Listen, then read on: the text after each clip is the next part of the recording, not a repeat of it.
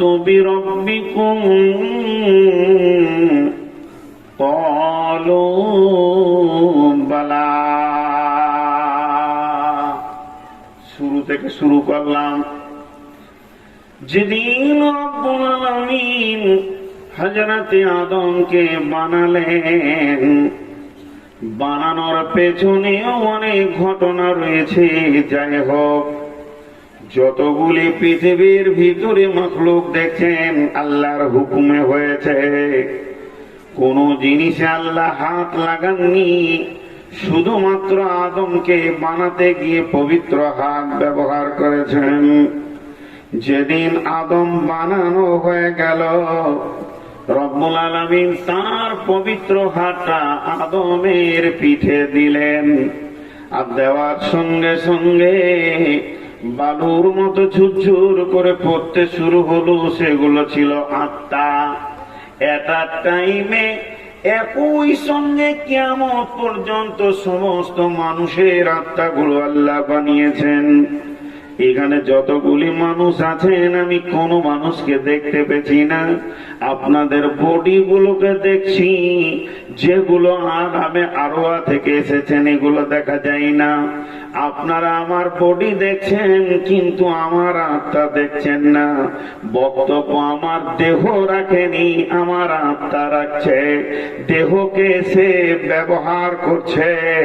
দেহের কোন অঙ্গ ব্যবহার করলে কথা বের হয় সে আত্মা জানে।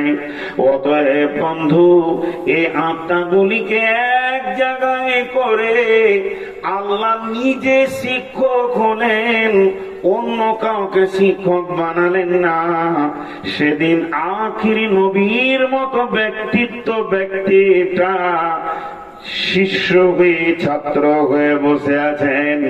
আর আমার আল্লাহ ইমানের সাবজেক্ট পড়াচ্ছেন আর বলছেন, আলাস্তু বিরব্বিকুম, আমি কি তোমাদের প্রভু নয়, রব নয়?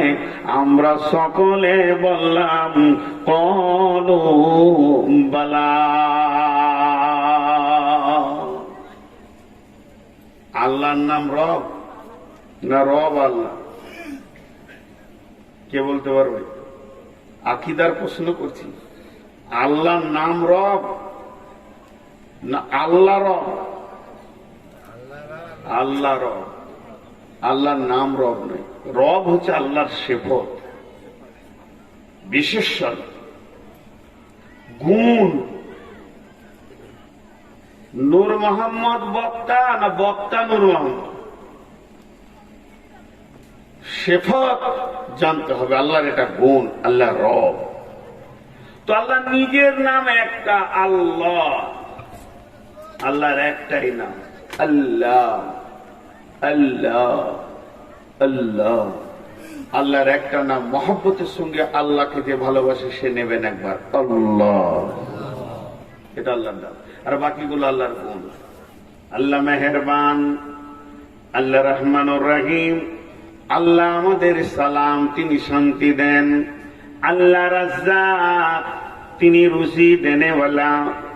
আমাদের তেমনি রব কে না আল্লাহ। এতগুলি গুণের ভিতর থেকে আল্লাহ রবটা প্রথমেই ব্যবহার করলেন। সৃষ্টি শুরু লগ্নে রবটা কেন ব্যবহার করলেন? রব ব্যবহার করা কয়েকটা কারণ রয়েছে বন্ধুরে। তার মধ্যে একটা কারণ হচ্ছে, পৃথিবীর বুকে যিনি সমস্ত চাহিদাকে একই সঙ্গে মেটাতে পারেন তার নাম হচ্ছে রব। রবের আবিধানিক অর্থ কি?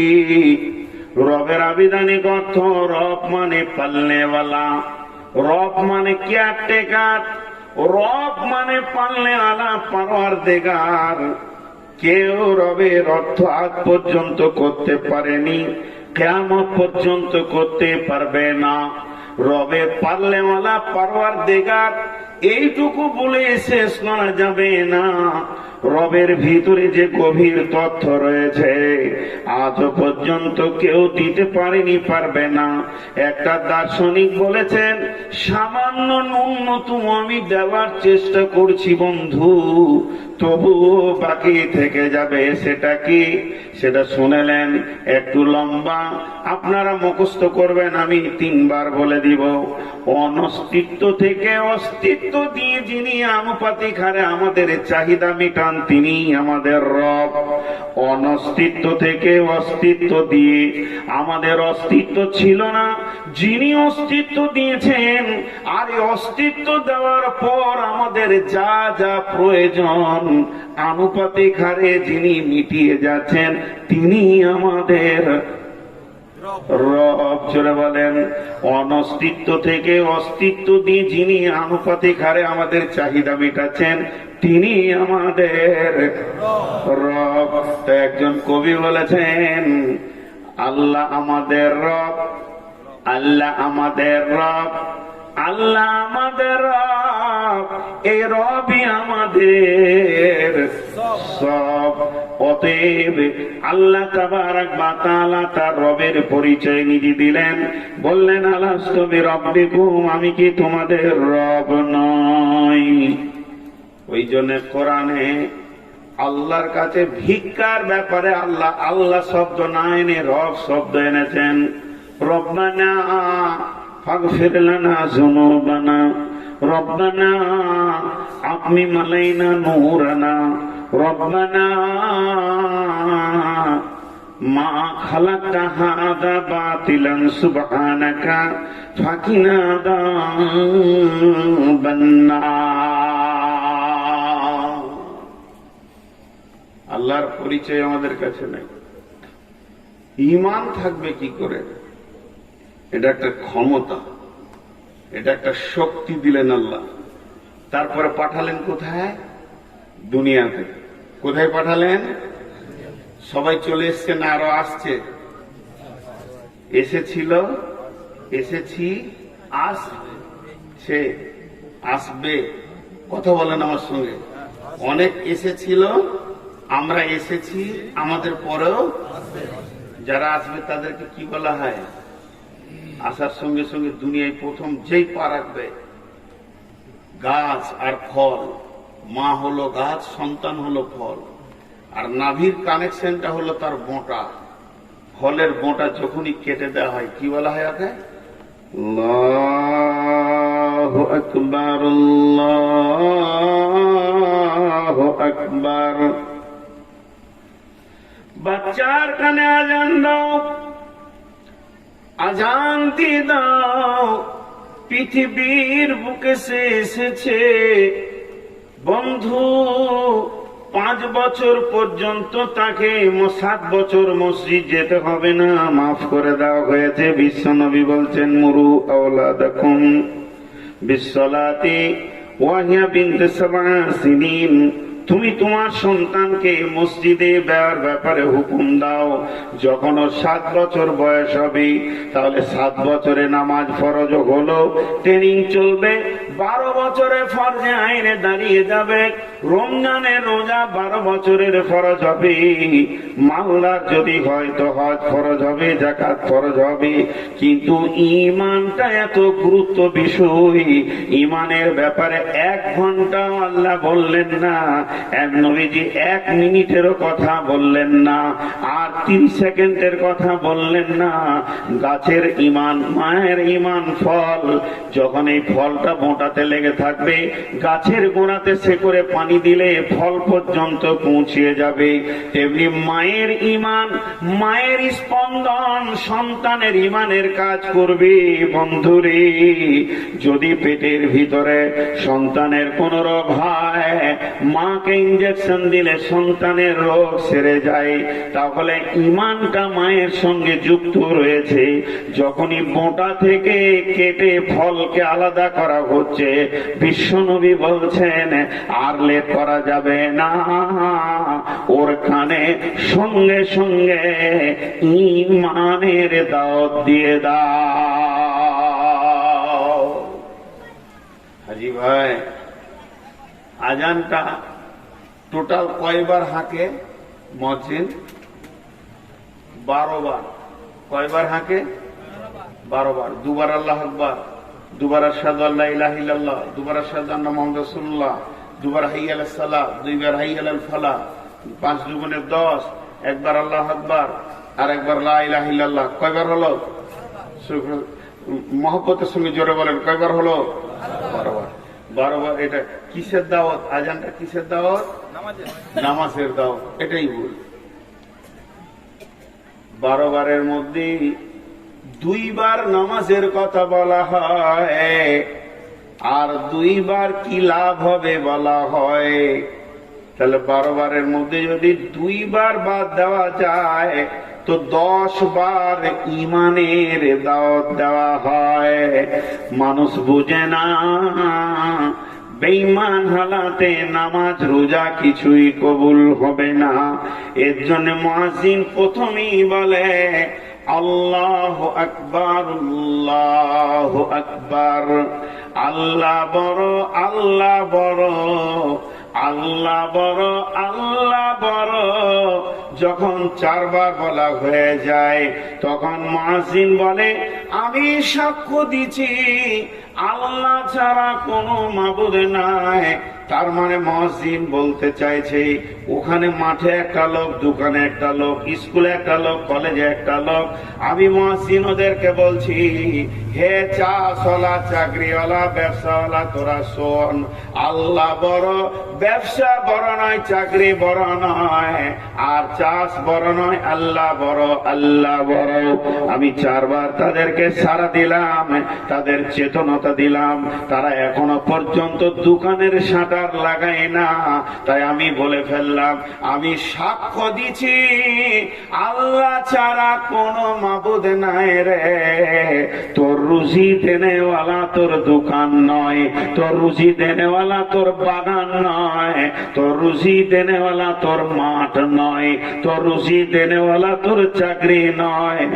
আয় আয়, ফিরে আয়। তোকে যে বাঁচিয়ে রেখেছে, তোকে যে খাওয়ায়, তার শরণাতে তুই ফিরে আয়। এবারও আসতে শুরু করলো কিংবা আসলো না। যারা আসছে তাদেরকে বলছে নবীজি বলে দাও আশহাদু আন্না মুহাম্মাদার রাসূলুল্লাহ। তোরা যে নামাজে আসবি, মসজিদে আসবি, তো কার মতো হয়ে আসবি? এই মসজিদে কোন নেতার কাজ চলবে না, হানফি, শাফি, মালিকি, হাম্বলি চলবে না, এখানে আবু হানিফার মত চলবে না, শাফির মত চলবে না, এই মসজিদের ভিতরে চলবে না, তৃণমূল চলবে না, কংগ্রেস আর পিসুসিয়াই চলবে না। আয় গাঁওয়ালায়, দক্ষিণ পাড়া কি করে? তৃণমূল করে। উত্তর পাড়া কি করে? কংগ্রেস করে। পশ্চিম পাড়া সিপিএম করে। পূর্ব পাড়া বিজেপি করে। সমস্তকে চুরমার করে দিল থেকে ভেঙে দিয়ে এক নেতাকে মেনে নে। আমি সাক্ষ্য দিচ্ছি তোর জীবনের আইডিয়াল, তোর জীবনের নেতা হলো নবী মুহাম্মদুর রাসূলুল্লাহ সাল্লাল্লাহু আলাইহি ওয়াসাল্লাম। তুই যে মসজিদে ঢুকবি তো নবী মুহাম্মদের মতো ঢুকতে হবে। এখানে একটা নেতার কাজ চলবে, তার মতো করে নামাজ পড়তে হবে। সল্লু কামা রাআইতুমুনি উসাল্লি, আমার মতো করে নামাজ পড়ো এসো। তাই ওই রকম নবী মুহাম্মদকে মেনে নে। পোশাক উজু তার মতো হতে হবে, রুকু সাজদা তার মতো হতে হবে, তবেই মাবুদের দরবারে কবুল হবে। এইবার 3 দুগুণে 6, 6 বার ইমানের দাওয়াত দেওয়ার পর মুয়াজ্জিন বলছে হাইয়া আলাস সালাহ, তোরা নামাজে আয়। পৃথিবীতে কামিয়াবির রশি একটাই, যেটাকে ধরলে তোরা কামিয়াবির রাস্তা পাবি, ইমানের রাস্তা পাবি। এর জন্য মুয়াজ্জিন 2 বার ওটা বলল হাইয়া আলাস সালাহ। তারপরে মুয়াজ্জিন বলছেন হাইয়া আলাল ফালাহ। নিষ্কৃতি পেয়ে গেলি রে, নিষ্কৃতির দিকে আয়, সফলতার দিকে আয়। সফল কামের দিকে ডাকা হয়ে গেল। নামাজ শেষ হয়ে গেল, ট্রেনিং হয়ে গেল ইমানের। এটা নামাজের ট্রেনিং নয়, নামাজ হলো ইমানের ট্রেনিং, নামাজ হলো ইমানের ট্রেনিং। এরপরে মুয়াজ্জিন বলছে মসজিদ থেকে পার হবি, আবার তুই সমাজে সুসালে চলে যাবি, আবার রুজি তাল্লাশে চলে যাবি। তো শুনেলে কি নিয়তে যাবি? আল্লাহু আকবার, আল্লাহু আকবার, আল্লাহ বড়, ওগুলো তোর বড় নয়। আর দিলের ভিতরে ভরলে লা, জোরে বলেন লা ইলাহা ইল্লাল্লাহ। গোটা আজানটা হলো ইমানের দাও। এই আজানটা কাকে দিতে বলছে? একদম শিশু। হাজি, শিশু কিছু বুঝে? শিশু কিছু বুঝে? আর এত বলা লোক ওপর মুখটা হিলান, খালি মাথাটা হিলি। জি, বিরক্ত হয়েছেন নাকি আমার উপরে? হয় না গো, খ্যাপা মানুষ ওখানে শেষই দেয় আমাকে সবাই। তবে আগামী বছরে মডেল চেঞ্জ করব। জি, শিশু কিছু বুঝে, এটা আর বলবেন না কোনদিন, ক্ষতি হয়ে যাবে বললে। আল্লাহ নবী আজান দিতে বলছেন, তাহলে আল্লাহ নবী অবুঝ? এমন একটা কাজ করতে বলছি যেটা কোনো কাজের কাজ নাই, ওকে আল্লাহ বোধ ক্ষমতা দেবে, ঠিক দেবে। বিশ্ব নবী যখন ওর কানে আজান দিতে বলেছেন, তাহলে গুরুত্ব আপনার আমার বুঝে না আসতে পারে, গুরুত্ব। কারণ শয়তান আক্রমণ করবে, তার আগে তুমি ঢালো, ও খবিসকে আসতে দিও না। হাজি, শীতটা যতই দামি হোক, চামড়ার হোক, কিন্তু প্লাস্টিকের ল্যামিনেশন করে দিলে আর পানি ধরবে না। তো বিশ্বনবী বলছে, ওর ছোট হৃদয়ে দিলে তুমি আজানের ধাক্কা মেরে দাও, শয়তান আর ওখানে যে পৌঁছাতে পারবে। দাওয়াত ইমানের কত গুরুত্ব, ইমানের দাওয়াত কত গুরুত্ব। একটা ছেলে রাস্তায় হাঁটছে, তো একটা ফুল প্যান এই পর্যন্ত গুটিয়েছে, আর একটা গোটাই ফুল ছাড়া আছে। এক পায়ের জুতো পরেছে, তা আবার উল্টো করে। বিরাস করেনি ময়লা, চোখে মেচড়ি, নাকে এই দিকে সব লেগে আছে, গোটা শরীরটা ময়লা। রাস্তায় হাঁটছে, তখনই কাঁদছে, তখনই ড্যান্স দিচ্ছে, আবার গানও করছে, দৌড়ে লাফাচ্ছে, কোথাও দেওয়ালে উঠছে, ধাপ করে লাফাচ্ছে। তোকে সব ডাকছে আর বলছে, ওই তোর চোখটা ধোগা, ব্রাশ করবা, ছোট ছোট করে ওকে জ্ঞান দিচ্ছে। এই আর একটা জুতা কই, ওই জুতাটা পর, এটা টান পারলে, এটা বাঁ পায়ের পর।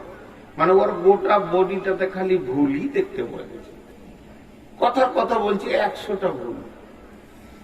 ছেলেটা কিন্তু এমএসসি, ওর রেজাল্ট যদি দেখেন তো আপনার মাথা তাঁতা করে ঘুরবে, মেন্টাল রুগী আর। তো এইরকম খালি লাফালাফি কোদাকুদি করছে। আপনাদের এই জালসাতে একজন সার্জেন এসছেন, হাসানুজ্জামান, ব্রেন সার্জেন। তো উনি ছেলেটা থেকে এমনি করে তাকিয়ে আছে। কেউ বলে দিল ছেলেটা এমএসসি, তখন হাসানুজ্জামান এমএসসি। দেখার পর বলছে নিয়ে সব, ওকে শুইয়ে দিল, এক্স-রে করলো ব্রেন থেকে, ঘাট থেকে। ও পেয়ে গেছি, ঠিক এখানে মেন শিরাতে একটা টিউমার ইনফেকশন হয়ে ওর ব্রেনের মেন রগটাকে জাম করে দিয়েছে। এর জন্য গোটা ব্রেন ওর জাম, লাফালাফি করছে। ছেলেটাকে নিয়ে গেল, অপারেশন থিয়েটারে শুয়ে দিল, সুন্দর করে কেটে সমস্তটাকে বের করে ব্রেনের সার্কুলার সমস্ত ব্লাড ট্লাডকে চালিয়ে দিয়ে, ওষুধ দিয়ে 1 সপ্তাহ 2 সপ্তাহ 15 দিন 25 দিন পর ছেলেটা যখন বাড়ি ফিরছে, ফুল প্যান্ট পরে, আয়রন করা, সুন্দর জুতো, আর ড্যান্স দেয় না, আর গান করে না। ডাক্তার হাসানুজ্জামান বলছেন, বন্ধু, যেগুলি তোমরা ভুল দেখেছ, এগুলি ওর ভুল নয়, বরং ওর ব্রেনে যেটা মেন দেহর সঙ্গে সেরা উপসেরা, যেটা সার্কুলার দেবে ব্রেনের ব্লাডকে হৃৎপিণ্ড থেকে, সেটা জাম হয়ে গেছিল। এর জন্য ছেলেটার কাণ্ড তোমরা এমনটি দেখেছো। এখন ওই ছেলেটার বডিতে আর ভুল দেখা যায় না। সেটা যেমন শিক্ষিত ছেলে ওই রকম মর্যাদা সম্পন্ন রাস্তায় হাঁটছে, তাহলে এর জুতোটা উল্টা পাল্টা এটা ভুল নয়, এর গায়ে ময়লা এটা ভুল নয়, এর ফুল প্যান্টটা ছিঁড়া এটা ভুল নয়। যেগুলো তোমরা দেখেছো এগুলো ভুল নয়, বরং এই মেন্টাল রোগী ওই জায়গাতে যদি হাত দেওয়া যায় বাকিগুলো ঠিক নিজে রিপেয়ার করে নেবে। আজকে এই গ্রামের লোক, এই সমাজ যারা বসে রয়েছে, এরা বেনামাজি, এরা মাতাল, এরা চোর, এরা জুয়ারি, এরা লুচ্চা, এরা নামাজ পড়ে না, রোজা রাখে না, চুরি করে, ব্যভিচার করে, জুয়া খেলে, সুদ খায়। এটা সমাজের রোগ নয়, মেন রোগ হচ্ছে এদের আল্লাহ আখিরাত আর জাহান্নামের ঈমানটা নাই। ঈমান যদি পরিপূর্ণ থাকতো, ওই ঈমানের এমন একটা শক্তি আছে বডিতে গুনাহকে আসতে দিত না। এখন যদি এদেরকে রিপেয়ার করতে হয় তাহলে ঈমান আর আকীদা তৌহিদের উপরে রিপেয়ার করতে হবে। যখনই এদের ভিতরে তৌহিদের আলো ঢুকে যাবে, আল্লাহকে চিনে নেবে, আল্লাহর পরিচয় এসে যাবে, জাহান্নামের আগুনটা যখন চোখের সামনে দাও দাও করে জ্বলবে, তখন সলিমউদ্দিন কলিমউদ্দিন রাত্রি 12টায় উঠে এসে ইমামের পা দুটি জড়িয়ে ধরে কেঁদে বলবে, আমার রুকুটা ঠিক করে দেন, সাজদাটা ঠিক করে দেন, আর আমি জীবনে সুদ খেয়েছি, কোন তোবাটা করব এটা শিখিয়ে দেন। কারণ বিশ্ব নবীর জামানায় আল্লাহর নবী ওই বেঈমান মুশরিকদেরকে তৌহিদের পানিতে গোসল করিয়েছিলেন, আর শিরকের মতো নোংরা টিউমারকে কেটে কেটে বের করে দিয়েছিলেন, আর সুন্নতের আতর মাখিয়েছিলেন, বেদাত গুলোকে সরিয়ে দিয়েছিলেন। তখনই হযরতে আব্বাস রাদিয়াল্লাহু তাআলা আনহু বলেছিলেন, আমি সুদ তো দূরের কথা, আসলকেও মাফ করে দিলাম। সব থেকে মদের বড় ভাটি ছিল আব্দুর রহমান ইবনে আওফের ঘরে, মদ খাওয়ানোর দায়িত্ব ছিল আব্দুর রহমান ইবনে আওফের। হযরতে আলীর ঘরে, হ্যাঁ হযরতে আলীর ঘরে আবু তালেবের মতো ব্যক্তি বাইজি নাচিয়েছে। আর আমার হযরতে আব্বাস রসুলের চাচা, তিনি ছিলেন আরবের মধ্যে সব থেকে বড় সুদারু। যেদিন রসুলের চাচার কাছে তৌহিদ পৌঁছে গেল, তৌহিদের পানিতে যেদিন তিনি গোসল করলেন, আশহাদু আল্লা ইলাহা ইল্লাল্লাহ ওয়া আশহাদু আন্না মুহাম্মাদান আবদুহু ওয়া রাসূলুহু বললেন। আর তারপরে বিশ্বনবী কাবাতে দাঁড়িয়ে ঘোষণা করে দিলেন, হে মদিনা মক্কার লোক শোনো, আমার চাচা যাদেরকে সুদের উপরে টাকা দিয়েছে, মাল দিয়েছে, আমি তার যোগ্য ভাতিজা বলছি, তোমরা আসলটা দিয়ে দেবে। আমার চাচা ঈমান এনেছে আর সুদ খাবে না। কেউ খবর পৌঁছে দিল, আব্বাস রে তুমি জানো কি তোমার ভাতিজা কি ঘোষণা করেছে? তোমার সুদকে মাফ করে দিয়েছে। হযরত আব্বাস গিয়ে বলছেন, আমার যোগ্য ভাতিজা সুদেকে মাফ করেছে, আসল দিতে বলেছে। আমি তৌহিদের মতো জীবন পেয়ে আমি আসলটাকেও মাফ করে দিলাম। মেন হচ্ছে ঈমান। ঈমান দেখা যায় না, কিন্তু ঈমানের পাওয়ার আছে। রক্ত কেমন? রক্তের রং জিজ্ঞেস করিনি, রক্ত কেমন? আবার বলছে রং জিজ্ঞেস করিনি, বলছি তো বলছে লাল। কালকে উল্টো পাল্টা বকলে কি বকলে চাইছে, মৌলভী সাহেব বলে গেছে নামাজ পড়তে পারে, সব মাপ হয়ে গেছে। কি পাপ করে তার ভিতরে? জি, রক্ত কেমন? লম্বা না চওড়া না গোল? হাত কেমন যদি বলি আপনি বোর্ডে এঁকে দিতে পারবেন, পা কেমন যদি বলি এঁকে দিতে পারবেন, মাথা কেমন যদি বলি তো এঁকে দিতে পারবেন। রক্ত কেমন, কিরকম আঁকবেন? লম্বা, চড়া, গোল? জি না, রক্তের নিজস্ব কোনো রূপ নাই। কালার আছে লাল, কিন্তু রূপ নেই। আর রক্ত ছাড়া দেহ অচল। এই বডিতে যে পায়ে রক্ত চলাচল বন্ধ সেই পা, যে হাতে রক্ত চলাচল বন্ধ সে হাত, মাথাতে রক্ত চলাচল বন্ধ ব্রেন শেষ। ব্রেন হিমারেজ হয়ে গেছে, এখন পড়ে আছে। মূল্য কি মূল্য? জি, রক্ত এত গুরুত্বপূর্ণ বিষয়। এই আঙ্গুলটাতে যদি খালি চলাচল বন্ধ হয়ে যেত, চিন চিন চিন চিন করবে, না এমনি করতে পারবেন না এমনি করতে। তেমনি কোরআন হাদিসের যতগুলি আমল আছে, কোরআন হাদিসের যতগুলি আমল আছে, কোরআন হাদিসের যতগুলি আমল আছে এগুলো হলো বডি। নামাজ একটা বডি, রোজা একটা বডি, হজ একটা বডি, যাকাত একটা বডি, সুদ ছাড়া একটা বডি, হারাম খাবো না হালাল খাবো একটা একটা বডি। আর সমস্ত বডির রক্ত হলো ঈমান। যে নামাজে ঈমান নাই সে নামাজ কবুল নাই, যে রোজাতে ঈমান নাই সে রোজা কবুল নাই, যে হজেতে ঈমান নাই সে রোজা হজ কবুল নাই, যে দানেতে ঈমান নাই সে দানও কবুল নাই। তার মানে কোরআন হাদিসের 1 থেকে 100 শুরু থেকে শেষ পর্যন্ত যে কোন আমলকে আপনি করতে যান সঙ্গে ঈমানকে লাগবে। ঈমান ছাড়া কোন আমল কবুল হবে না, কবুল হবে না। আরেকটা কথা বলে এবার আমি আয়াতের দিকে চলে যাব। আলাপ, আলাপ বুঝেন? আলাপ, আপনারা আলাপ বুঝেন?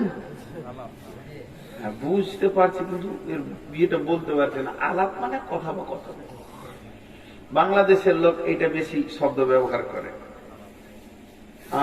এই এখন যদি কোন লোক আসে তো কি বলবে, বলেন আপনি বাড়িটা করলেন, আপনার সঙ্গে কিছু দরকার আছে। আমাদের দেশে কি বলবে? দরকার আছে বা আপনার সঙ্গে কিছু কথা আছে। আর বাংলাদেশের লোক কি বলে? আপনি ব্যস্ত আছেন, পরে আলাপ করব, আপনার সঙ্গে আলাপ আছে। তা আলাপ মানে কথোপকথন। তাই জীব যে বিষয়ে আলাপ করবে বডি সে রং ধরবে। এটা কোরআনের কথা বলে দিচ্ছি। কিন্তু জীব যে বিষয়ে কথা বলবে বডি সেই কালার ধরবে। আরেকবার বলছি, জীব যে বিষয়ে বেশি কথা বলবে বডি সেই কালারটা ধরবে। এবার কেমন? কোরআনের আয়াত। জীবের ব্যাপারে আমার একটা 2 ঘন্টার বক্তব্য আছে, তারই সামান্য ন্যূনতম একটা অংশ। আল্লাহ তাবারাক ওয়া তাআলা বলছেন, ইয়া আইয়ুহাল্লাযীনা আমানুত্তাকুল্লাহ ওয়া কুলু কাওলান শাদীদা। হে ঈমানদারেরা, তোমরা আমাকে ভয় করো। প্রথমে ঈমান দরকার হলো, তারপরে আল্লাহর ভয়টা দরকার হলো। যে আমার আল্লাহ বলছেন কুলু কাওলান শাদীদা। ঈমান ছাড়া মানুষ সত্য কথা বলতে পারে না। মা আমার, বোন আমার, যখনই আমি কারো গীবত করতে বসেছি তখন যদি একবার আল্লাহর ভয় মনে পড়ে আমার দ্বারা আর খারাপ কথা বলা সম্ভব হবে না। তাই আমার আল্লাহ বলছেন কুলু কাওলান শাদীদা, নরম ভদ্র কথা বলো। যখনই তুমি জীবের রূপ চেঞ্জ করবে তো বডি চেঞ্জ হয়ে যাবে। আল্লাহ পরে শব্দ বলছেন ইসলিহ লাকুম আমালাকুম, ইসলিহ লাকুম আমালাকুম। আমি তোমাদের গোটা শরীরের অঙ্গ প্রত্যঙ্গের আমলগুলি চেঞ্জ করে দিব।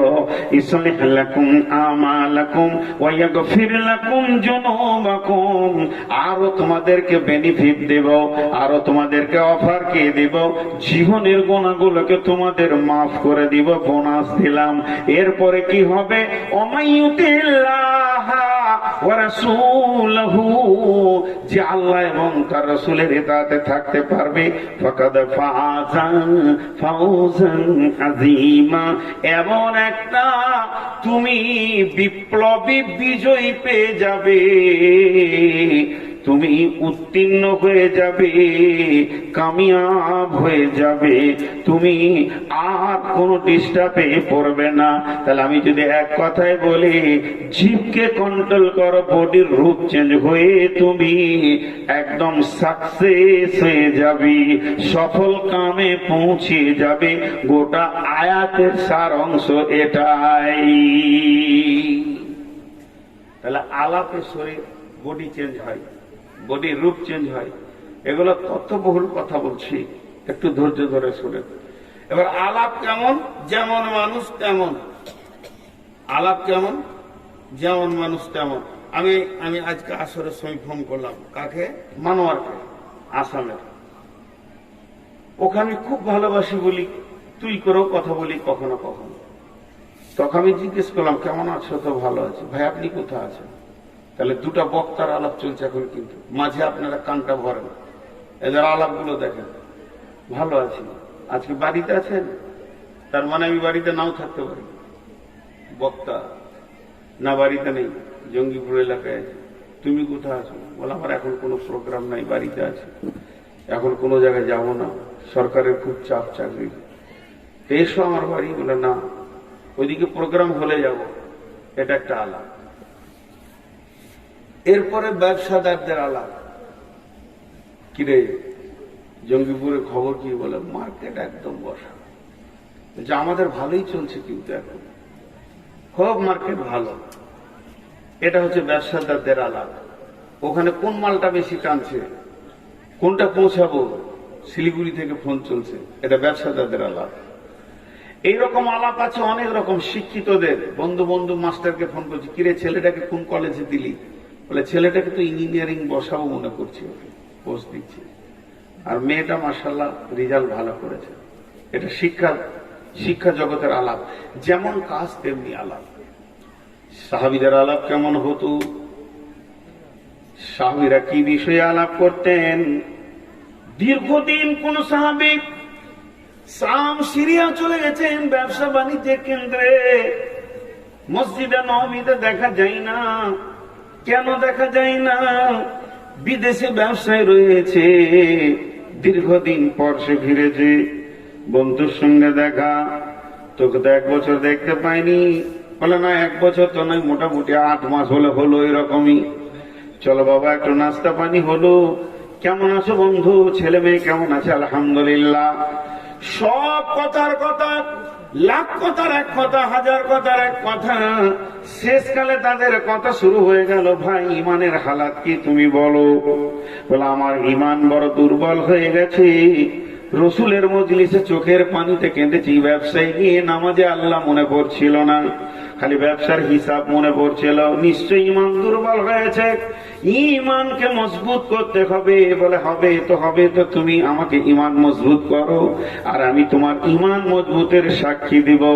একজন সাহাবী বলতেন আল্লাহ আছে, তো আর একজন বলতেন বেশাক আল্লাহ আছে। আর একজন বলতেন জাহান্নাম আছে, বেশাক জাহান্নাম আছে, জাহান্নামের আগুন সত্য, জাহান্নাম সত্য।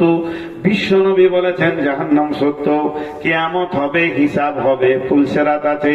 একজন বলতেন নবীজির হাদিস, আর একজন সাক্ষী দিচ্ছেন বেশাক তুমি যা বলেছ সত্য। এদের এই আলাপের কারণে ধীর গতিতে তাদের হৃদয়ের ভিতরে ঈমান বাড়তে থেকেছে। আল্লাহ তাবারাক ওয়া তাআলা এর জন্য আমাদেরকে বলেছেন আল হাক্কু মুত্তাকাসুর। প্রকৃত পক্ষে এই সূরাটা ঈমানের জন্য, সূরা মালের জন্য নয়। আল্লাহ বলছেন মালের প্রাচুর্য তোদেরকে আমাকে ভুলিয়ে রেখেছে। হাত্তা জুরতুমুল মাকাবির, অতক্ষণ পর্যন্ত পর্যন্ত তোর ঘুম ভাঙবে না, যতক্ষণ পর্যন্ত তোকে মুনকির নাকির না ঘুম পাড়া উঠাবে। তুই তো চলে যাবি কবরে, এমন ঘুম ঘুমাচ্ছ এখন তুমি, মালের প্রাচুর্য, পৃথিবীর ঐশ্বর্য তোমাকে গাফেল করে দিয়েছে আমার মতো রব থেকে। অতএব তোমার মাল তোমার যতক্ষণ না তুমি কবরে গেছো, কাল্লা সাওফা তা'লামুন সুম্মা কাল্লা সাওফা তা'লামুন, নিশ্চয়ই একদিন জানতে পারবে। আবার বলছি একদিন জানতে পারবে। কাল্লা লাউ তা'লামুনা ইলমাল ইয়াকিন, যেদিন তোরা জানবি তোদের ইয়াকিন ফিরে আসবে, দৃঢ় বিশ্বাস হবে, ইলম বেড়ে যাবে, জ্ঞানের ভান্ডার তোদের বেড়ে যাবে জান্নাত জাহান্নামের। সেদিন কবরে এই জ্ঞানগুলো নিয়ে কোনো লাভ হবে না। ইলমাল ইয়াকিন, কাল্লা সাওফা তা'লামুন সুম্মা কাল্লা সাওফা তা'লামুন কাল্লা লাউ তা'লামুনা ইলমাল ইয়াকিন লাতারাবুন্নাল জাহিম, দুই চোখে তোরা তখন জাহান্নামকে দেখবি। সুম্মা লাতারাবুন্নাহা আইনাল ইয়াকিন, তোদের চোখ দেখবে, বিবেক তখন বিশ্বাস করে নেবে।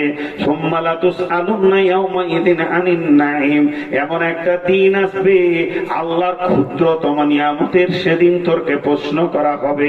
অতএব এই সূরাটা বলছে পৃথিবীর প্রাচুর্য, আল্লাহ জাহান্নাম, ফেরেশতা, কবর, হাসর থেকে তোকে গাফেল করে রেখে দিয়েছে। তোর হাত পা দেখে মনে হচ্ছে যেন আল্লাহ নাই। মুসলমানের বাচ্চা, তুমি মুসলমান ঘরে বাস করো, মসজিদের দরদ ব্যথা দেখাও, জালসায় 2-4 ঘন্টা বসে বসে শোনো, কিন্তু নামাজের কাতারে তোমাকে পাওয়া যায় না। প্রকৃত পক্ষে তোমার ভিতরে ঈমানের কোনো পাওয়ার নাই। আপনি ঘর যান, আপনারা যান, আমি একাই চালাবো।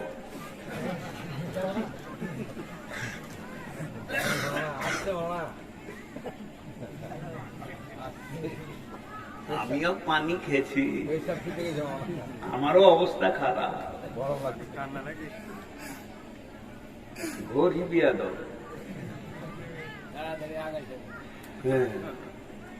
জি, ঈমান একটা আলাদা জিনিস, বলিষ্ঠ জিনিস। মসজিদে আপনাকে আমাকে কাতারে যে নিয়ে যেছে ধাক্কা দিয়ে, সে হলো ঈমান। আমাদের ঈমানের কোনো পরীক্ষা হয় না, ঈমান শিখা হয় না, ঈমানের ক্লাসই হয় না। জি, তরবিয়াতের কোনো ক্লাস নাই, তালিমিয়াতের ক্লাস আছে, বুখারী, মুসলিম, আবু দাউদ চলছে, কিন্তু চরিত্র গঠনের কোন ক্লাস এখনো হয়নি। কোন জায়গায় ক্লাস হয়নি। কি বলছো, মারবে নাকি আমাকে? আমি তো কিছু করিনি ভাই।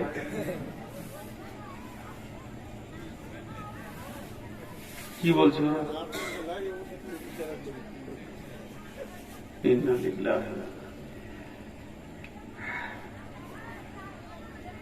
নবীদেরকে আল্লাহ ঈমান শিখিয়েছেন, নবীদেরকে আল্লাহ ঈমান শিখিয়েছেন। জি, ঈমানের ট্রেনিং দিয়েছেন। 3-4টা নবী, 25 জন নবীর কথা কোরআনে এসেছে। একটা নবীর কথা বলি, বিসমিল্লাহির রহমানির রহিম। أو كالذي مر على قرية وهي خاوية على عروشها قال أنى يحيي هذه الله بعد موتها فأماته الله 100 عام ثم بعثه قال كم لبثت قال لبثت يوما أو بعض يوم قال بل لبثت 100 عام فانظر إلى طعامك وشرابك لم يتسنى وانظر إلى حمارك ولنجعلك آية للناس انظر إلى العظام كيف ننسجها ثم نكسوها لحما فلما تبين له قال أعلم أن الله على كل شيء قدير। ক্লাস 1-এর ছেলে এখনো অ শিখেনি, খালি বর্ণ পরিচয় বইটা নিয়ে স্কুল যেতে, মাত্র 17 দিনের পরীক্ষা। তোকে ম্যাডাম ডাকছে পরীক্ষা লিবারকে, ওই এদিকে আয়। তুই ভাবছো হয়তো যে আমি এমএ পরীক্ষায় বসছি আর কি। ছোট ছেলে, কি বলবো, কি জিজ্ঞেস করবে, পা পা করে এলো। বলছে একটা মুরগির কটা পা? বিজ্ঞানের পরীক্ষা দিতে বলছে 4টা। বলছে যা, তাতেও নম্বর পেয়ে গেছে 40-50। মুখটা তো খুলেছে, 3.5 বছরের শিশু গো, 4টা বলেছে, কি কম বলেছে নাকি বেশি বলেছে? তো নাম্বার কাটা পাবে না। কিন্তু একটা এর ছেলে যদি ছাগলের 5টা বা বলে, তো ওকে কি নাম্বার দেবে বলে? এর ছেলে মাস্টার্স পড়ছে, ওকে বলছে ছাগলের কটা পা? তো বলছে 5টা। ওকে কি নাম্বার দেবে? ওকে ধরে মেরে ফেলে দিতে অচল। তো নবীরা হলো অনেক বড় ইমানের মানুষ, আর ওদের মুখ থেকে কি বের হচ্ছে জানেন? হযরতে উযাইর, তিনি একজন নবী, ঘোড়ার উপরে নয় গাধার উপরে সওয়ার হয়ে তিনি সফর করছিলেন। কোরআন বলছে সূরা বাকারা, সফর করতে করতে সঙ্গে ছিল আঙ্গুরের রস আর ডমুর আর খেজুর, 2টা ফল আর একটা রস, জুস। আর গাধার উপরে সওয়ার হয়ে যেতে যেতে একটা পৌর গিরাম কাকে বলে? ভবিষ্যতে গিরাম ছিল, এখন কিন্তু আর গিরাম নাই। তবে দেখে শুনে মনে হচ্ছে এখানে পুকুর, ওইখানে একটা ভাঙা ঘর, একটা ঘর আর একটা ঘরের উপরে পড়ে আছে। এই দিকটাতে ঘাস হয়ে গেছে, তাও মনে হচ্ছে একটা রাস্তা। এই দিকটায় একটা দিঘি, ওইটা মনে হচ্ছে কার ঘর ছিল। জায়গাটা দেখে গ্রামের মতো মনে হচ্ছে। হযরত উযাইর ঘোড়াকে দাঁড় করিয়ে দিয়ে এমনি করে উৎসু চোখে দেখছে, সুবহানাল্লাহ, এত সুন্দর একটা গাঁ তো আর নাই, লোকও নাই, ছেলে নাই, বৃদ্ধ নাই, মহিলা নাই, নিশ্চুপ হয়ে রয়েছে। উযাইরের মুখ দিয়ে বের হয়ে গেল, আল্লাহ, আপনি কি আবার গাঁ বানাতে পারবেন? ভুল বললেন না ঠিক বললেন? হ্যাঁ, ভুল। একটা নবীর এই কথা, আমি পারবো না, তুই পারবি? রব্বুল আলামিন বলেন, আজরাইল চলো ওর জান কবজ করো। জান কবজ হলো ফামাতাহুল্লাহু মিয়াতা আমিন। উযাইর ওখানে পড়ে গেল, মৃত ব্যক্তির মতো পড়ে রয়েছে। সুম্মা বাসাহু, আবার তার প্রাণ সঞ্চার করা হলো। হযরত উযাইর উঠে দাঁড়ালেন। আল্লাহ রাব্বুল আলামিন বলছেন, উযাইর কাম লাবিস্তা, কতদিন তুমি শুয়েছিলে বলো? হে উযাইর, তুমি কতদিন শুয়েছিলে বলো? উযাইর তখন বলছে, লাবিস্ত ইয়াওমান আও বাদা ইয়াওমিন। তাফসীর ইবনে কাসিরে লিখেছে, উযাইরকে যখন মারা হয় সময়টা ছিল সকাল, যখন জীবিত করা হয় সময়টা হচ্ছে বৈকাল। উযাইর মনে করছে সকালে ঘুমিয়েছিলাম, বিকালে উঠেছি, কিংবা একদিন ঘুমিয়েছি। আমার আল্লাহ উযাইরকে বলছেন, ক্বালা কাম লাবিস্তা? ক্বালা লাবিস্তু ইয়াওমান আও বাদা ইয়াওমিন। ক্বালা বাল লাবিস্তা মিয়াতা আমিন। উযাইর রে, ক্যালেন্ডারটা হিসাব করে দেখ, কত সালে তুই শুয়েছিস। আমি তোকে 100 বছর ঘুমিয়ে রেখেছি, একদিন নয়, দুদিন নয়, ওকে 100 বছর পর আমি জাগালাম। ফানজুর ইলা তাআমিকা ওয়া শারাবিকা লাম ইয়াতাসান্না। কই তোর সেই খাবার গুলো?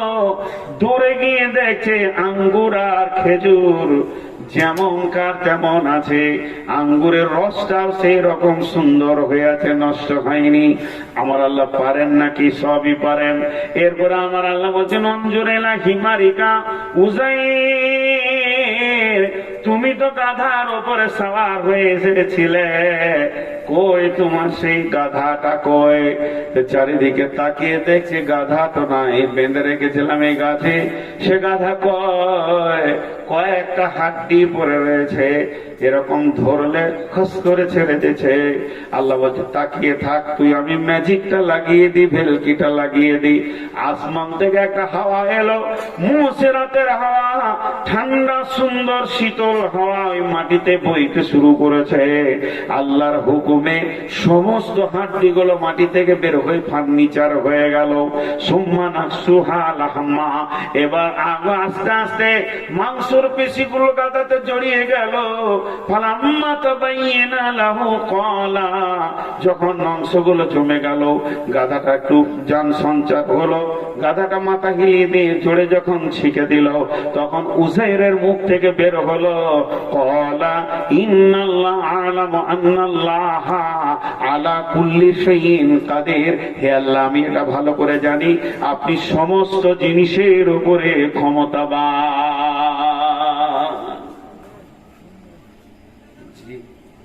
আল্লাহ বলছে এতক্ষণে ট্রেনিং নেই, ইমান বাড়লো।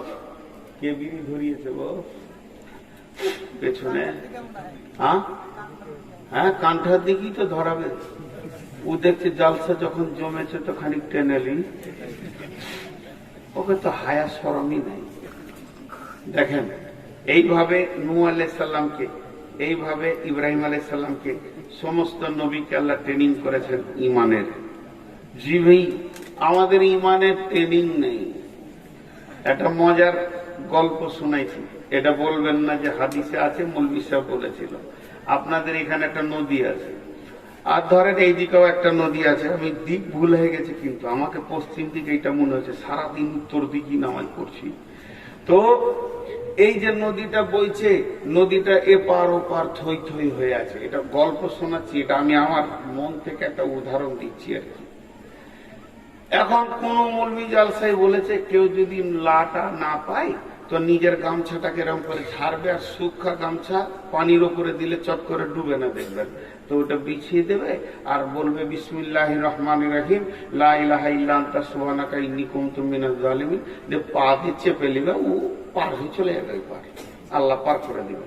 এটা হাদিসে আছে, কথার কথা বলছি, ধরেন হাদিসে আছে, বুঝানোর জন্য বলছি। আবার এটাকে যদি মানে আপনাদের ধোঁয়াশা হয়, এটা গল্প দিচ্ছি, উদাহরণ দিচ্ছি, বলবেন না যেটা হাদিসে আছে। উদাহরণ, দেখ লোক জালসাই শুনে নিয়েছে, তো নদীর পাড়ে গিয়ে দেখছি তো নৌকা নাই, কেউ নাই, তো পার হবে, বুঝছেন, পার হবে। আর সেই হাদিসে আছে। এখন ও বলছে বিসমিল্লাহির রহমানির রহিম, গামছাটাকে বের করলে লা ইলাহা ইল্লা আনতা সুবহানাকা ইন্নী কুনতু মিনাজ জালিমিন, ছেড়ে নদীর পানিতে দিয়েছে। এরপর কি করতে হবে? ওর কাজ কি? পার হবে না। এরপর ওর কাজ কি? চড়ে নেবে। কথাটা বুঝতে পারছি না? এরপর ওর কাজ কি? চড়ে নেবে। কিন্তু চড়ার আগে আপনি করে দেখছে, তার মানে আল্লাহকেও টেস্ট করছে পারবে কিনা পারবে। আমাদের ইমানটা ওই হালাতের আছে।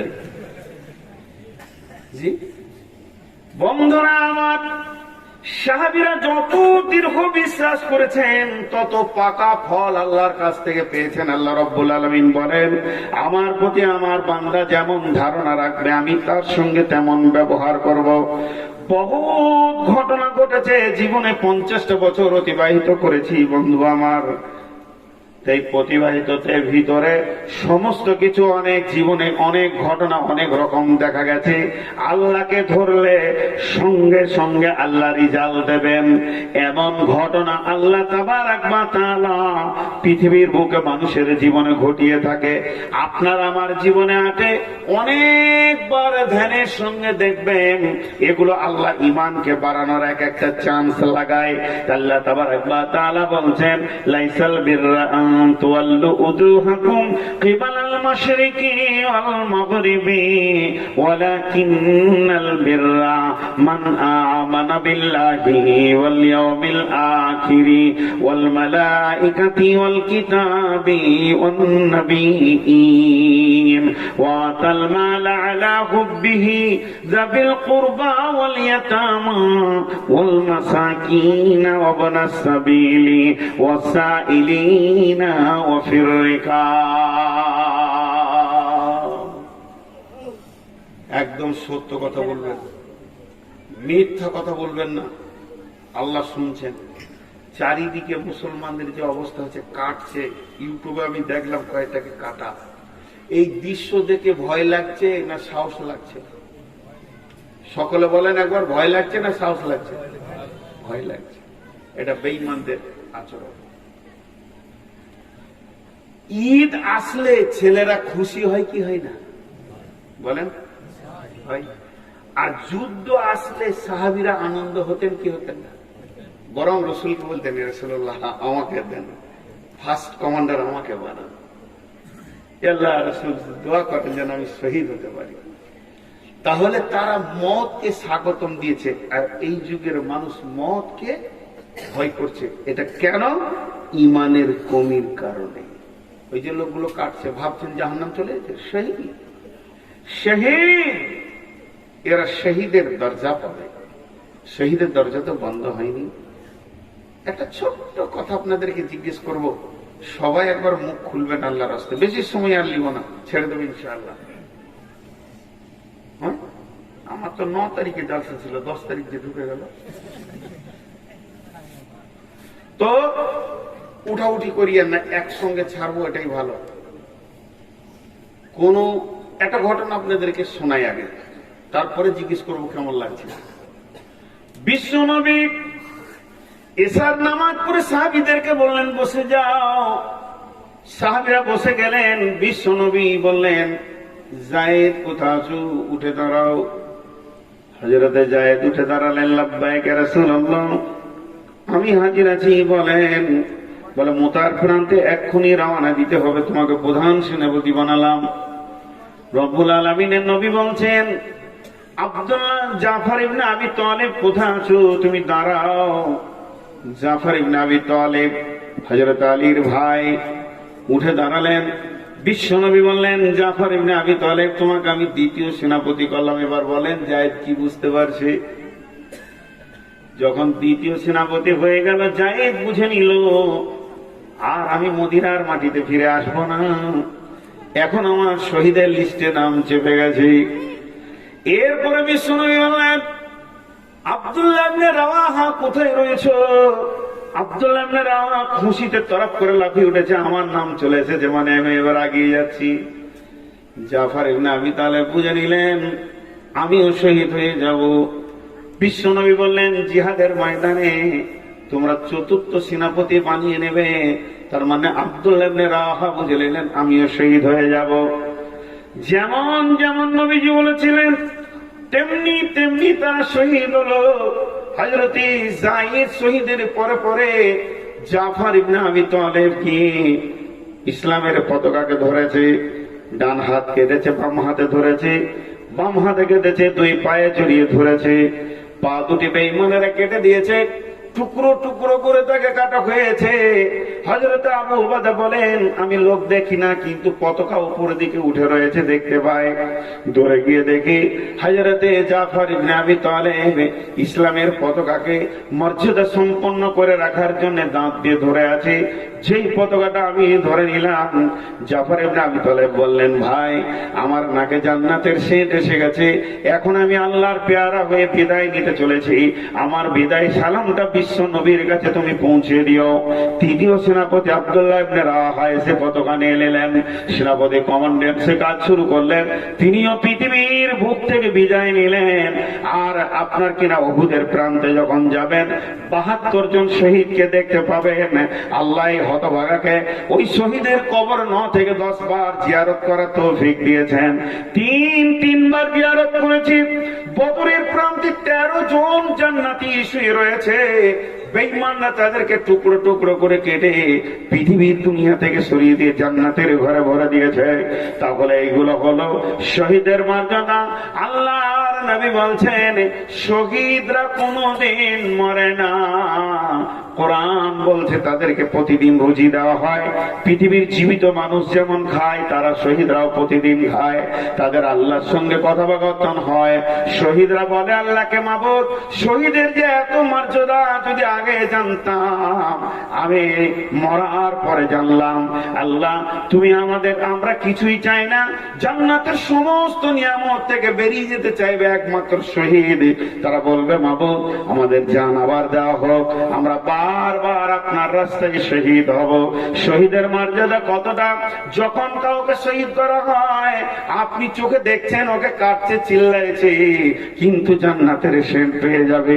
আর ওর রক্তটা যখন মাটিতে চেয়ে পড়ে যাবে, সমস্ত জীবনের গুনাহ মাফ হয়ে যাবে। আল্লাহর নবী বলছেন, শহীদের জানটা পিঁপড়ে কাটার মতো যায়। অতএব এগুলো ভয় করলে হবে না। আপনার আমার বুঝা আসুক চাই না আসুক, বিশ্ব নবী যা বলেছেন তা সত্য। 1 নম্বর হলো পিঁপড়ে কাটার মতো কষ্ট হয়। 2 নম্বর হলো রক্তটা মাটি টাচ করলে তার জীবনের গুনাহ মাফ হয়ে যায়, শুধু ঋণের গুনাহ মাফ হয় না। 3 নম্বর হলো শহীদরা জীবিত আল্লাহর সঙ্গে কথা বলে। শহীদের আত্মাগুলো আপনার কিনা জান্নাতে পাখির মতো বাগানে তারা ঘুরে বেড়াবে। শহীদদেরকে আলাদা সম্মান দেওয়া হয়েছে। অতএব আল্লাহ তাবারক ওয়া তাআলার নবী শেষ কথা বলেছে, কারো যদি শহীদের তামান্না না থাকে, যা তার মত হবে মুনাফিকের মত। আর কারো যদি শহীদের তামান্না থাকে আর বিছানায় মরলো, আল্লাহ শহীদের দরজা দান করবি। আমি এতগুলো কথা বললাম তার একটা প্রশ্ন করার জন্য। এই ঘটনাটা তো আমার কাছে প্রথম শুনেন নাই, জীবনে অনেক আলেমের কাছে শহীদের কথা শুনেছেন। তো যখন খুতবাতে বায়ানে শুনেন, তখন মনে মনে এরকম হয় যে আমি যদি আবু জাফর হতাম তা ভালো হতো। হয়, আরে কথা বলে না কেন? জিজ্ঞেস করছি তো কথা বলছে, কি আজীব জায়গায় কথা। আপনাদেরকে তো আমি জিজ্ঞেস করছি, হ্যাঁ নাটা বলেন ভাই। না, আপনাদের কি মনে হচ্ছে যে আমি আপনাদের সঙ্গে বেয়াদবি করছি? বুঝতে পারেনি তাহলে? এই যে শহীদদের ঘটনাগুলো শুনলেন, শোনার সময় মনে হয় যে আমি সেই জামানায় থাকলে শহীদ হতাম। হয় কি হয় না? সেই জামানায় কি দরকার আছে? এই জামানায় শহীদ হন, একই তো মর্যাদা পাবেন। হাসছেন কেন? হাসির কথা তো লয় এটা। এটা তো হাসির কথা আমি বলিনি। একই তো মর্যাদা পাবেন। নামাজ, ইসলামের 5 ওয়াক্ত নামাজ শুরু হয়েছে কখন থেকে? শাবে মেরাজ থেকে। নামাজ শেষ হবে কখন? পশ্চিম দিকে যেদিন সূর্য উঠবে সেদিন নামাজ শেষ হবে। তার আগে পর্যন্ত চলবে কি চলবে না? ইসলামের প্রথম যুদ্ধ শুরু হয়েছে বদর থেকে। এই জিহাদ কি বন্ধ হয়ে গেছে? শহীদের রাস্তাটা বন্ধ আছে, চলবে। এটা বন্ধ হবে কখন? যখন ইমাম মেহেদী আসবে, যখন আমাদের ঈসা আলাইহিস সালাম আসবেন এবং দাজ্জালকে পৃথিবী থেকে সরাবে। তার আগে পর্যন্ত এটা থাকবে। তো নরেন্দ্র মোদী না থাকবেন তো শহীদ হবে কোথায়? আমরা ভাবছি হয়তো যে কি দোষ করলাম যে আল্লাহ নারাজ হয়ে গেছে, আমরা মার খেয়েছি। তা আমরা কি ওই হানজালার থেকে বড় ইমানদার? আমরা কি আমির হামজার থেকে বড় ইমানদার? আমরা কি জাবের জুবাইরের থেকে বড় ইমানদার? আমরা কি আমর বিন জমুর থেকে বড় ইমানদার? আমরা কি হযরত উমর থেকে বড় ইমানদার? ওইটা থেকে যদি বাঁচবো তো শহীদ হবে কে রে বাবা? শহীদের সিটগুলো পূরণ হবে কি করে? আল্লাহ একটা দয়া করে দিয়েছে। জি, একটা ছেলে দিল্লি থেকে ফোন করছে, বলছে মৌলভী সাহেব, বদর, ওহুদ, খন্দক শুনতাম, এবার দেখতে পাবো, দিলটা খুব খুশি লাগছে। কবে লাগবে? ইমানদার। ইমান একটা এমন চাহিদা, বিশ্ব নবী বলছেন, মা ওয়ান মাসবিন জাবালিন রাদিয়াল্লাহু তাআলা আনহু قال اوصاني رسول الله صلى الله عليه وسلم بعشر كلمات لا تشرك بالله شيئا وان قتلت او حرقت। কত কঠিন কথা। লা তুশরিক বিল্লাহি শাইয়া। হে মুআজ রে, আমি আখেরি পয়গম্বর, তোমাকে 1 নম্বর সিরিয়ালে ওসিয়ত করছি, তুমি কান করে শোনো। 10টার মধ্যে প্রথম নম্বরটা কি? লা তুশরিক বিল্লাহি শাইআ, খবরদার আল্লাহর সঙ্গে কাউকে শরীক করিও না। ওয়াইন কুতিলতা আও হুররিকতা, যদিও তোমাকে কেটে পিস বানিয়ে দেওয়া হয় তবু আল্লাহর সঙ্গে শরীক করিও না। আও হুররিকতা, যদিও তোমাকে জীবিত আগুনে জ্বালিয়ে দেওয়া হয় তবু আল্লাহর সঙ্গে কাউকে শরীক করিও না। কত বড় কঠিন কথা বলেন। এখন ওরকম ইমানদার নাই? আচ্ছা, ইমানদার আছে জি। আল্লামা দেলোয়ার হোসেন শাহেদি, ওর গোপন খবর আপনারা জানেন না, যত গোপন খবর আমি জানি। বন্ধুরে, নির্যাতনের ওপরে নির্যাতন, তারপরও তাকে ফাঁসির ডেট হয়ে গেল, তারিখ হয়ে গেল। রাত্রি 12টা 1 দেলোয়ার হোসেন শাহেদিকে ফাঁসিতে ঝুলানো হবে। আজ থেকে 3 বছর 4 বছর আগে ডেটটা হয়েছিল, ডেটটা আমার মনে নাই। তার ফাঁসি দেওয়ার মাত্র 2 দিন আগে যে কোনো ব্যক্তি সরকারের তরফ থেকে তাকে দেখা করতে যায় এবং বলে, আপনি খালি একবার স্বীকার করলেন আমার ভুল হয়ে গেছে, আর যতদিন বেঁচে থাকবো স্টেজে উঠবো না, কালকে আপনাকে সসম্মানে বাড়ি পৌঁছিয়ে দেওয়া হবে। শাহেদি বলেছিলেন, বহুদিনের তামান্না শহীদের মত নিব, বাতিলের কাছে মাথা নাম করব না। মুশরিকের সঙ্গে আপোষ নাই, কাফেরের সঙ্গে আপোষ নাই। তুই বলেছে তোদের মতো তাগুদের সঙ্গে আমার কোনো আপোষ নাই। হাসির মঞ্চে গিয়ে আল্লাহর সঙ্গে হেসে কথা বলতে পারবে শাহেদি, তবু তোদের কাছে মাথা নামও করবে না। মৌলানা আব্দুর রহমান আইলা হাদিসের বড় শাইখুল হাদিস ছিলেন, ফাঁসি দিয়ে দিলেন। মঞ্চে বলেছিল, বাতিলের কাছে মাথা নামও আমি করব না, যা বলেছি তা সত্য। এদের অপরাধ রাজনৈতিক নয়, এদের অপরাধ যুদ্ধ অপরাধী নয়, এদের অপরাধ হচ্ছে শুধু পীরের বিরুদ্ধে কথা বলা। ওই দেশে সরকারি রেজিস্টার ভুক্ত 1,32,000 পীর আছে। ছোট দেশ, সরকারি রেজিস্ট্রেশনে 1,32,000 পীর আছে। ভাইরা আমার, এর জন্য বন্ধুরে কতটা ঈমান হলে বিশ্বনবী বলছেন, এইখানে আরএসএস এর দল আমাদের 10 জনকে বেঁধেছে, একটাকে কাটছে, আমরা 9 জন দেখছি। 2 নম্বরকে ধরেছে, 3 নম্বরে আমার নামটা আছে। আল্লাহর নবী বলছেন, এই অবস্থায় তোমার ঈমান আকীদা ঠিক রাখো। উইঘুরের মুসলমান শুধু তাদের কাঁচা চামকে টেনে ছাড়ানো হচ্ছে। যুবতীগুলোকে আজকে বিকালে আমার মনে পড়েছিল, চোখে পানি আসলো, ওগুলো তো আমাদের বোন। যুবতীগুলোকে সৈন্যরা রাতের পর রাত ব্যবহার করছে, শুধু একটাই কারণ, আল্লাহকে অস্বীকার করো, রসুলকে অস্বীকার করো। তারা এখনো পর্যন্ত পারেনি। এগুলি কি শহীদের দরজা যাবে না? এর জন্য বিশ্বনবী নামাজের কথা বললেন না, রোজার কথা বললেন না, হজের কথা বললেন না, যাকাতের কথা বললেন না। মুসলমান, আপনার আমার সামনে এমন একটা টাইম আসবে, এমন একটা সময় আসবে, এমন একটা মৌকা আসবে, পৃথিবীর সমস্ত আমলগুলি মাফ হয়ে যাবে, শুধু ঈমান থাকলে জান্নাতুল ফেরদাউস পাওয়া যাবে ঈমানের উপরে। এর জন্য নবী বলছেন, ওয়াইন কুতিলতা আও হুররিকতা, মাঝরে ঈমানের ক্ষমতাটাকে বাড়াও, এত বেশি বাড়াও যাতে করে ওই রকম ফাঁসির মঞ্চে গিয়ে তুমি হাসতে হাসতে আল্লাহর সঙ্গে মোলাকাত নিতে পারো।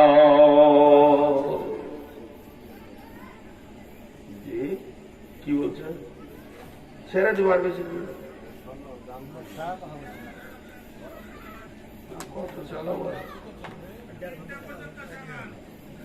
মাথা খারাপ, 3 বেশি না 12 বেশি? ও দিল ছোট বলি 3টে বলছে, আমার দিল কত গুর্দা বড়, 12টা পর্যন্ত চালাবো।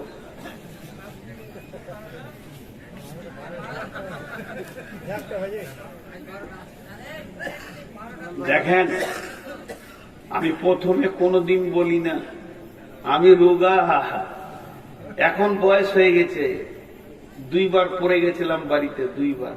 আর গত 3 দিন আগে এখানে কোথাও এই আপনাদের পাশে কোথায় এসেছিলাম গো, ডিপাড়াতে মঞ্চ থেকে পড়ে গেছিলাম, দেখেছিলেন?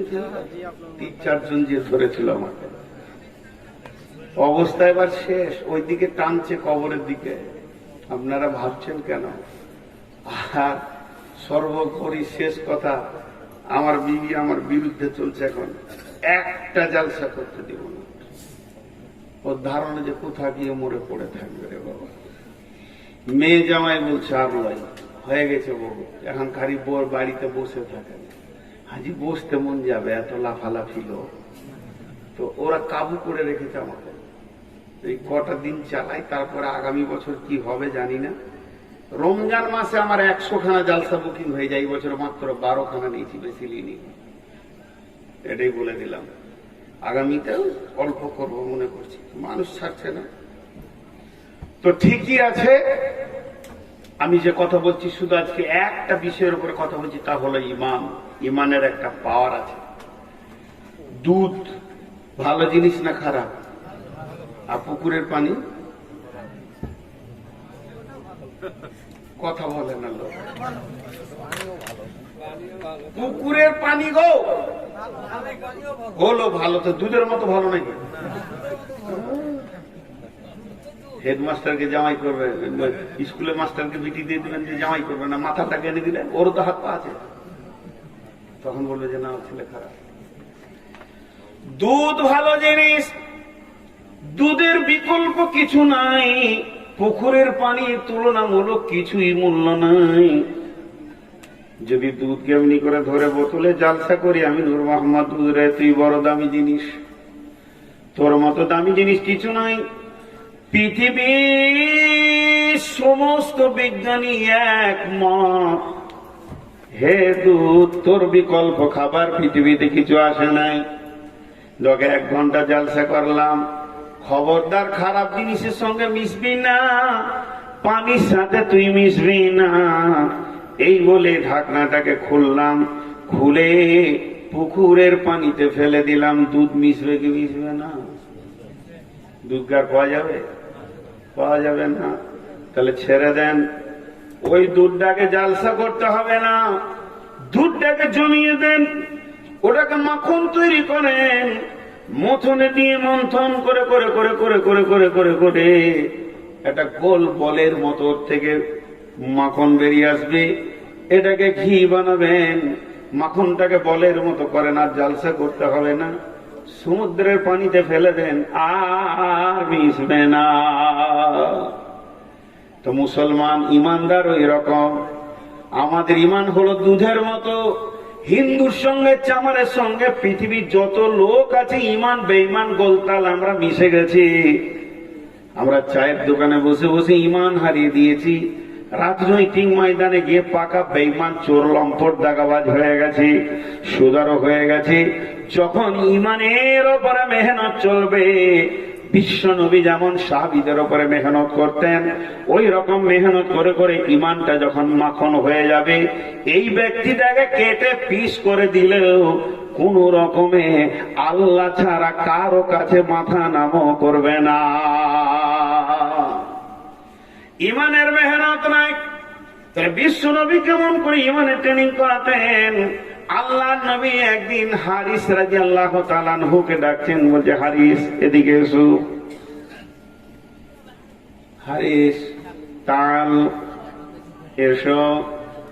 হযরত হারিস আসলেন, নবীজি বললেন হারিস রে তোমার ইমানের খবরটা আমাকে দাও। হযরত হারিস বলছেন ইয়া রাসূলুল্লাহ আমি 100-তে 100 ইমানের উপরে দাঁড়িয়ে আছি, 99 নয়। বড় দাবি করলেন। আল্লাহ নবী বললেন এ হারিস তোমার দাবি তো ছোটখাটো নয়, অনেক বড় দাবি। কালেকশন করতে বললেন, বাস বিয়ে করার পর কোনো ছেলেকে চিঠি দিতে হয় যে শ্বশুর ঘর যাওয়া? 26 বছর জালসা করছি, দিদি আমাকে চিঠি করে কালেকশনে লেগে বলতে হয়? তা আমার মতো হিজড়ে নিয়ে আর দুনিয়া চলবে? খালি জালসা জমে গেলেই তখন মানে কমিটির গায়ে কুটকুটি উঠে যায়, টাকা কটা লুটে লেখ, টাকা কটা লুটে লেখ, করবো না কালেকশন। কি সুন্দর বায়ান আছে, ওই দিক দিয়ে খুঁজে দেখে কালেকশনটা শুরু করবো, পকেটটা মেরে লেগে হবে।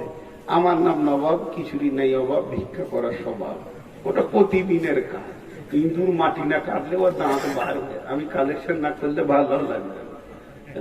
দাঁড়িয়ে আছে, কি চিন্তা করছে, হায় রে বিয়েটা যদি এই সুযোগে হয়েই যেত কত ভালো হতো। এই দুলাতে পাগলা বসে না, আবার ওই দিকে খুঁজছে জায়গা, ওখানে কেউ মুতে গেল, আর কত পাগলা নিয়ে দুনিয়া করছি, পানি শেষ বয়সে ছেলে পিলে হবে। আমি যদি বলতাম যে মাঝে আমাকে দেন, কালেকশনটা ভালো হবে, দেওয়া যাবে না। কে পালাবে? মাথা খারাপ, একজন পালাবে না। যেত রাত 10টায় নাইলে জালসাটা শেষ হতো, রাত 1টায় শেষ হয়ে কি আপনাদের গায়ে বরকত হলো না জিবরাইল এলো? ফালতু ধারণা। আচ্ছা দাঁড়ান, কথা অন্যদিকে গেছে, আমি হারিসের কথাটা বলছি, ভালো করে শুনুন। হারিস দাবি করলাম আমি 100-তে 100 আছি, ও দয়ার নবী আমার ইমানের এতটুকু কম নাই। বিশ্ব নবী বললেন তোমার দাবি এত বড় কেন, তুমি আমাকে বুঝাও। হযরত হারিস বলছেন দয়ার নবী গো, সকালবেলা যখন আমি ফজরের সালাত আদায় করেছি তো জাহান্নামকে যেন 2 চোখে আমি দেখতে পেয়েছি। মনে হচ্ছে আমার চোখের সামনে জাহান্নামের আগুন দাও দাও করে জ্বলছে, আগুন একে অপরে ছিঁড়াছিঁড়ি করছে। জাহান্নামীদের আর্তনাদ, তাদের চিল্লা চিল্লি আমার কানকে যেন ঝাঁঝিয়ে দিয়েছে। ও দয়ার নবী গো, আপনার জীব, আপনার জবান জাহান্নামের ব্যাপারে যেমন যেমন যেমন বলেছে, মনে হচ্ছে যেন তেমন তেমন আমি জাহান্নামকে দেখতে পেয়েছি, তেমনি জান্নাতও দেখেছি। আঙ্গুর গুলো যেন ঝুলছে, খেজুরের বাগান যেন জান্নাতে লেগে রয়েছে, তলা তলা অট্টালিকা, উদ্যান, হুর পরি যেন হাতছানি দিয়ে ডাকছে। আপনার জান্নাত আর জাহান্নামের চিন্তাতে আমার সকাল গেছে, দুপুর গেছে, বৈকাল গেছে, সন্ধ্যা হতে চলেছে। আল্লাহর নবী বলছেন হারিস রে, তুমি যে ইমানের দাবি করেছো, তুমি কামে ইমানের উপরে দাঁড়িয়ে আছ। এখানে যতগুলি লোক বসে আছি, আমি সহ, বসে আছেন বলেননি, বসে আছেন আমি শব্দ ব্যবহার করিনি, আমি নিজেকে ধরি, বক্তব্য রাখি সারা জীবন। যতগুলি লোক বসে আছি আমরা, একজন উঠে দাঁড়িয়ে এমনি করে বলি আজকে সকালে জাহান্নামের ভয়ে আমি কেঁদেছি, দুপুর বেলায় ঘুম হচ্ছিল না, মনে হচ্ছে জাহান্নামের আগুন আমাকে তেড়ে ধরতে আসে, আসরের সময় যেন জান্নাতের লোভে আমার দিল উতল পাতল করছিল। এইভাবে আমার দিনটা পার হয়েছে। একদিন তো দূরের কথা, সারা মাস বছর জীবনেও জান্নাত জাহান্নাম মনে পড়ে না। ইমান নাই, লিক একটা ইমান নাই, ইমান নাই। সাহাবীরা নামাজ পড়ার পর কেঁদেছে, নামাজটা কবুল হলো কিনা। আর আমরা কাজা নামাজ তাড়াহুড়ো করে পড়ে মসজিদ থেকে আমরা পাঠান পাড়া পুটলে পার হয়েছি, না আমার মতো নামাজি কে আছে, কবুল হলো কিনা এটা নিয়ে টেনশন নেই। ঈদের দিন সাহাবীরা খুশিতে ঈদে লাফালাফি করছে, আর হযরত উমারকে খুঁজে পাচ্ছে না। তখন আমিরুল মুমিনিন হচ্ছেন উমার। উমার কই, উমার কই, ফট করে দরজাটা খুলে দিল, দেখছে হযরত উমার কাঁদছে। রব্বুল আলামিন, রব্বানা রব্বানা ফাগফির লানা যুনুবানা, ডুকরে ডুকরে কাঁদছেন। সাহাবীরা প্রশ্ন করলেন আমিরুল মুমিনিন, খলিফাতুল মুসলিমিন, আজকে কিসের দিন? ঈদের দিন। ঈদ মানে কি? খুশি। রব্বুল আলামিন আজকে আমাদেরকে ঈদ দিয়েছেন কিনা? বলে হ্যাঁ দিয়েছে। আমিরুল মুমিনিন খলিফাতুল মুসলিমিন, ঈদের দিনে কি কাঁদতে হয় না আনন্দ করতে হয়? আমিরুল মুমিনিন বলছেন, ভাইয়া রে, তোমাদের রোজা কবুল হয়ে গেছে, তোমরা তো আনন্দ করবে, আমি আমার আল্লাহর কাছে কাঁদছি যে আমার রোজাগুলি কবুল হলো কিনা। নিজের ভিতরে এতটাই ভয় লাগছে যে আমি নবীজির মতো রোজা রাখতে পেরেছি কিনা। আমাদের অবস্থা খুব খারাপ। যে কটা রোজা রাখে না তারা তো রাখেই না, তারা যে কোন গ্রুপের মাল আল্লাহ জানে। না হিন্দু, না মুসলমান, না জৌন, না খ্রিস্টান, না কারে, কোন জায়গায় নাই। এদের যে কি প্ল্যাটফর্ম আছে আল্লাহ মাহবুব জানে। কে যে গাও গাও গাও গাও করে ঘুরে বেড়াচ্ছে, মনে মনে ভাবছে আল্লাহ কি করে নেবে, কি ওটা দেখে নেবো, মোটামুটি সামালে নেবো আর কি। মস্তান টাস্তান মানুষ বলে গিয়ে দেখ, তোর খালুকে জিজ্ঞেস করা শুয়ে আছে মিশরে ফেরাউনকে, ওর যদি কথা বলার ক্ষমতা থাকতো বলতো, বেটা যাস না রে বাপ, আমি যা ফাঁসা ফেসেছি তুই আর যাস না। জি মা আমার, বোন আমার, পৃথিবী অত সহজ জিনিস নয়। তো ঈমান হচ্ছে সব থেকে বলিষ্ঠ জিনিস। যার ভিতরে ঈমান আছে সব আছে, যার ভিতরে ঈমান নাই তার ভিতরে কিছু নাই। আচ্ছা, এখন একটা কথা বলি। আমার কাছে ধরেন 5 লাখ টাকা আছে, আপনারা হজ উমরা করবেন না গো, তো হজে যাচ্ছি আমি, ওই টাকাটা মুরব্বী মানুষ গছিয়ে গছিয়ে রেখেছি, আমার 2টা বেটা আছে, তো বেটাদের হাতে যদি দিয়ে দিই, তোরা বিসমিল্লাহ বলে 2.5 লাখ করে ভাগ করলে, ওরা খালি খুঁজছে যে বাপের যা আছে ভাগ করলে, মুরব্বী কি করবে, তোটা আমি রেখেছি, সময় অসময় কাজে লাগবে। তো মনে মনে করছি যে টাকাটা কাউকে জমা দিয়ে হজ করতে যাব, ওকে বলে দিব ফিরে যদি আসি তো আমাকে দিও, আর মরে গেলে বেটাদের হাতে দিয়ে দিও। ছেলে আমার সব ভালো, আল্লাহ। তো আগে বিশ্বাস করব যে টাকা দিব, না আগে টাকা দিয়ে দিব যে পরে বিশ্বাস করব?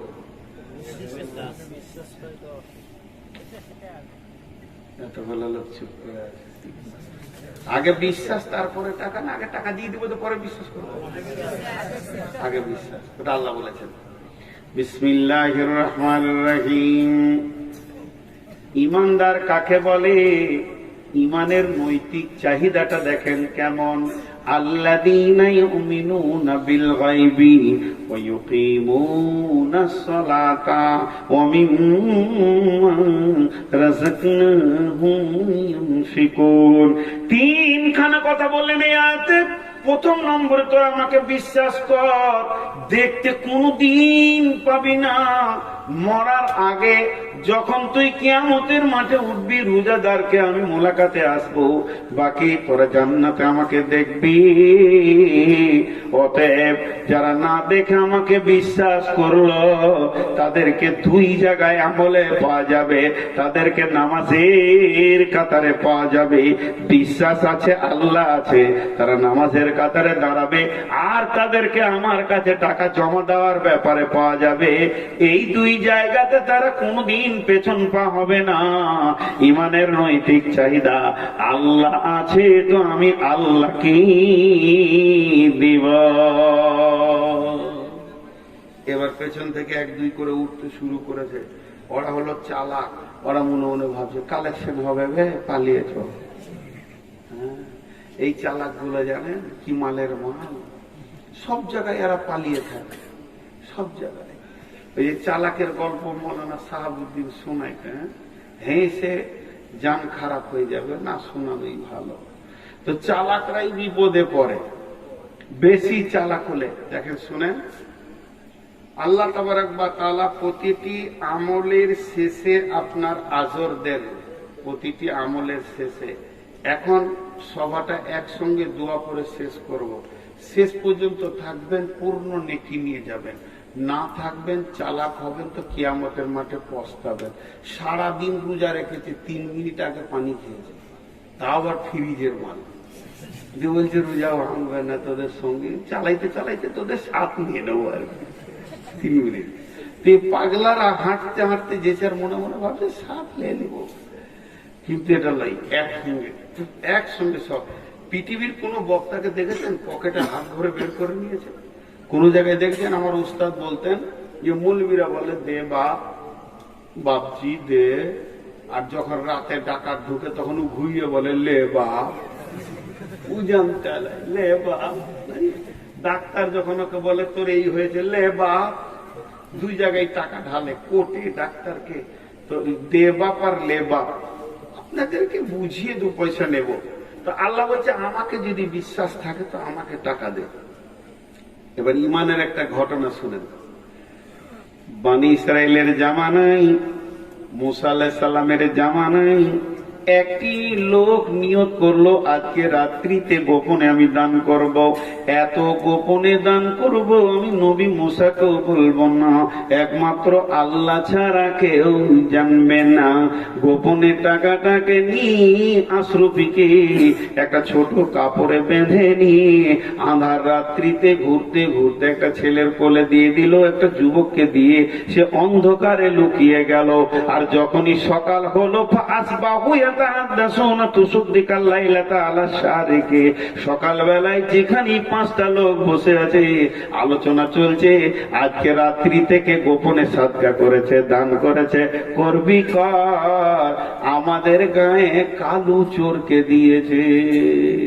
মাল চোরের হাতে চলে গেছিল, মনে মনে ভাবছে আল্লাহ দান করলাম তো চোরের হাতে গেল, তো আজ কারবার করবো। দ্বিতীয় দিন সে গোপন একটা মেয়েকে দিয়েছে, সকালবেলায় খবর হয়েছে এলাকার মধ্যে সেরা নোংরা মেয়ে বেশ্যা রান্ডিকে দিয়েছে।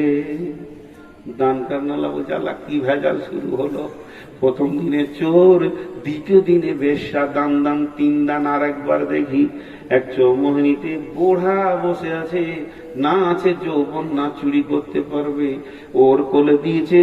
সকালবেলায় খবর হচ্ছে প্রথম দিনে চোর, দ্বিতীয় দিনে বেশ্যা, আর তৃতীয় দিনে এলাকার সেরা বড় লোক বকিলকে দিয়েছে। যা কামতে শুরু করেছে।